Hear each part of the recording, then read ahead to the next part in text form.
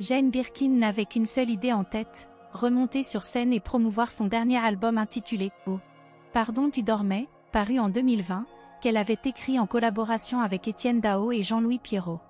Malheureusement, son désir de chanter à nouveau a été entravé cette année.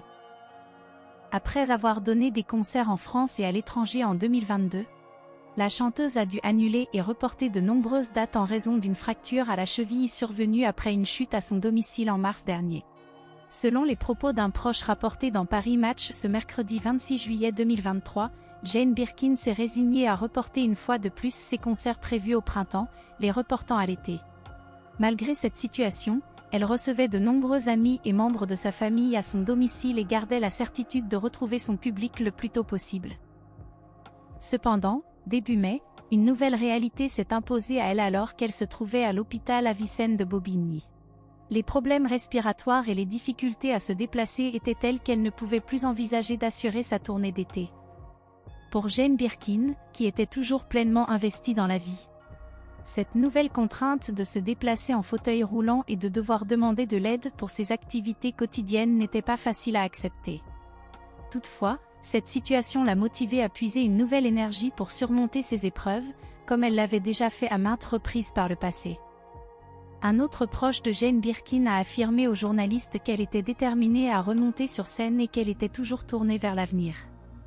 Malgré les défis qu'elle rencontrait, elle exprimait son intention de reprendre ses concerts. Sa volonté de regarder vers l'avant était évidente. Après sa sortie de l'hôpital, Jane Birkin a déclaré qu'elle se sentait mieux. Elle a même assisté au mariage de son petit-fils Ben Attal le 1er juillet dernier, bien qu'elle ait dû utiliser des béquilles à ce moment-là. Cependant, par la suite, elle a été en mesure de marcher à nouveau sans assistance. Ses filles, Charlotte Gainsbourg et Lou Doyon, étaient inquiètes à l'idée de partir en vacances sans elle, mais leur mère les a suppliées d'y aller. Quelques jours avant son décès, Jane Birkin avait exprimé son impatience à son manager de programmer de nouvelles dates, notamment son désir de chanter à l'Olympia.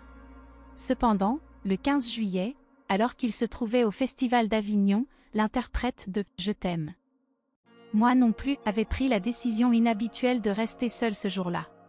Paris Match rapporte qu'elle avait refusé la présence de tout visiteur médical, ainsi que celle de sa famille et de ses amis. Nelly, la personne qui s'occupait d'elle, a fait la découverte tragique de Jane Birkin inanimée dans un fauteuil, lorsqu'elle est arrivée chez elle le dimanche 16 juillet. Peu avant 11 h du matin. La chanteuse, tant aimée des Français, avait malheureusement succombé à un nouvel AVC.